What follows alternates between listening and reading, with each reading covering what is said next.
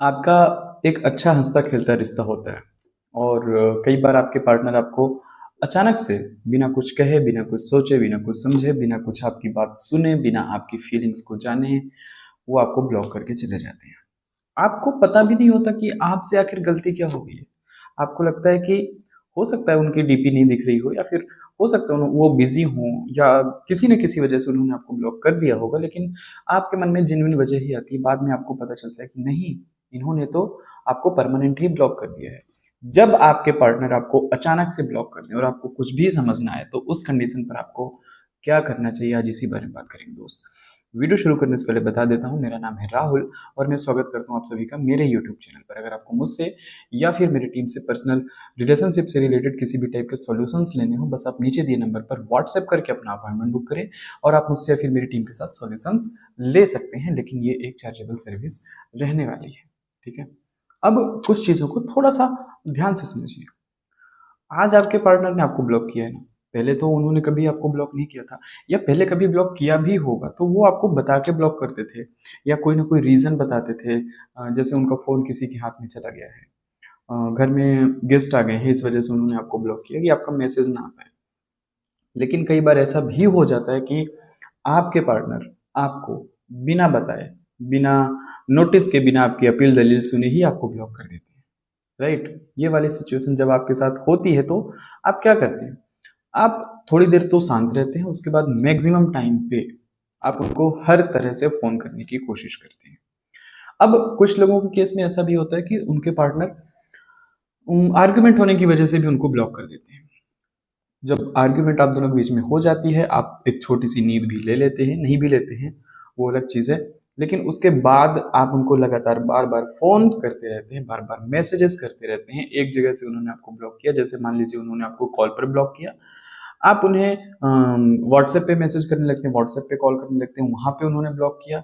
आप उन्हें फेसबुक पे कॉल करने लगते हैं या फिर मैसेज करने लगते हैं, वहाँ पे भी आपको ब्लॉक कर देते हैं। जब आपके पार्टनर, तो आप इंस्टाग्राम पे भी कॉल या फिर मैसेजेस करने लगते हैं। आपके पास जितने भी वे हैं, जितने भी सोर्स हैं उनसे बात करने के लिए, वो सारे सोर्स आप यूज़ करने लगते हैं उनसे बात करने के लिए कि एटलीस्ट एक बार ही सही उनसे बात हो जाए। राइट? आपको लगता है कि शायद जो भी हमारे बीच में गलतफ़हमियाँ हैं, ये गलतफ़हमियाँ हम बात करके दूर कर सकते हैं। एक छोटे से एग्ज़ाम्पल के साथ आपको समझाने की कोशिश करता हूँ। मान लीजिए कि इस टाइम पर आपकी उनके साथ बातें हो भी जाती हैं, तो आपको क्या लगता है आपकी कितनी देर तक बातें होंगी? जब गलतफ़हमियाँ हैं, तो इस टाइम पर उनको आपको शांत तरीके से ऐसे ही छोड़ देना चाहिए। क्योंकि सामने वाला अभी आपके बात करने को या फिर आपकी बातें समझने के मन में मूड में है ही नहीं। आप उन्हें कितना भी समझाएँगे, कितना भी बात करने की कोशिश करेंगे, वो इंसान आपसे बातें नहीं करने वाले हैं। आपने देखा भी होगा आपके रिश्ते में या पहले कभी भी हुआ होगा, जैसे आप उनको बार-बार कॉल कर रहे हैं, उन्होंने एक बार में आपको फ़ोन नहीं उठाया, आप 10 कॉल्स कर रहे हैं, लेकिन फिर भी वो आपका कॉल्स नहीं रिसीव कर रहे हैं।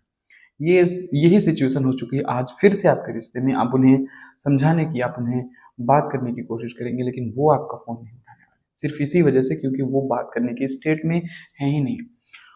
उनके दिमाग में भी जो चीज़ें चल रही हैं, सपोज़ करिए किसी बात से वो आपकी किसी बात से गुस्सा हैं या फिर घर में कोई बात हो चुकी है, वो किसी भी कंडीशन पे बातें नहीं सुनेंगे।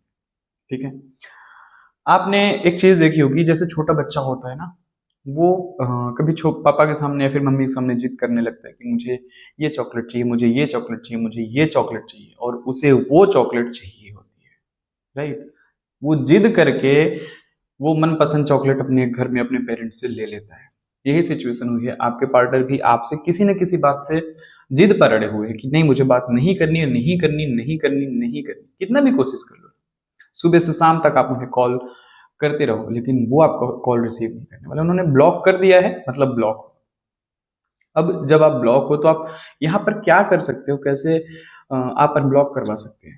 सबसे पहले तो आप अपने किसी भी म्यूचुअल फ्रेंड से एक बार बात करने की कोशिश करें, अगर आप दोनों के बीच में कोई म्यूचुअल फ्रेंड है तो।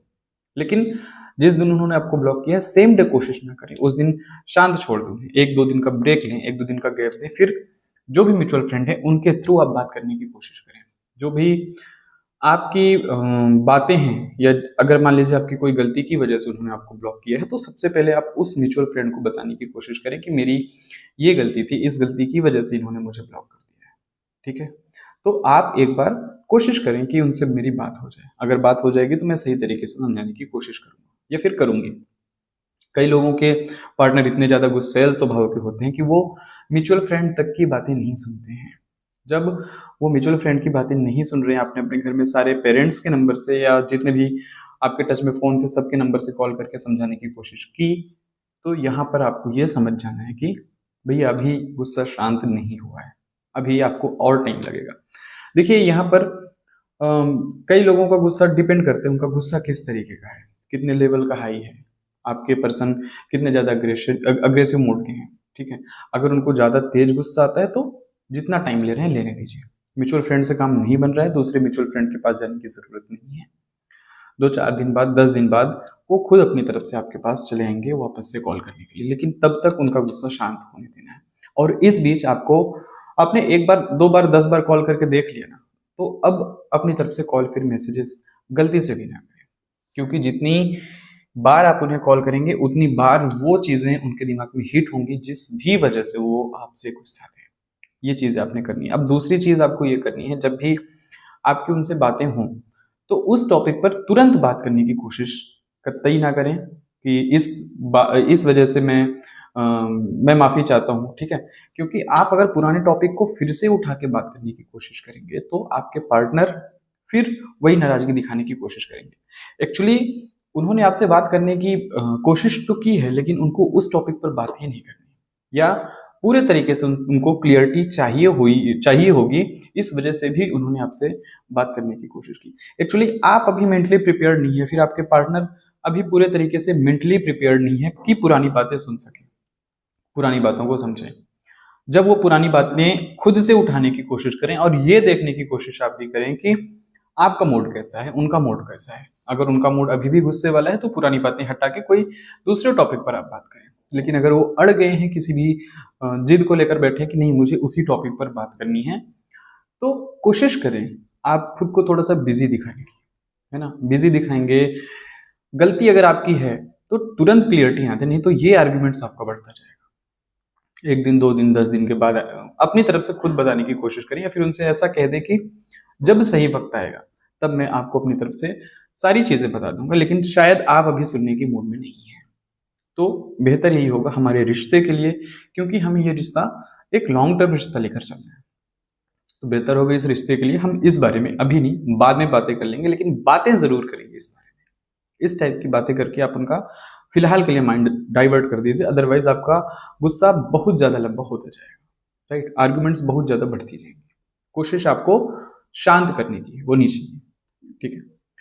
तो उम्मीद करता हूँ दोस्त, जो मैंने आपको बताने की कोशिश की है, जो मैंने आपको समझाने की कोशिश की है, वो चीज़ें आपके ज़रूर समझ में आई होगी। वीडियो पसंद आए तो लाइक करें, चैनल पे आए हैं तो सब्सक्राइब करें और वीडियो अपने दोस्तों के साथ शेयर ज़रूर करें। थैंक यू दोस्तों।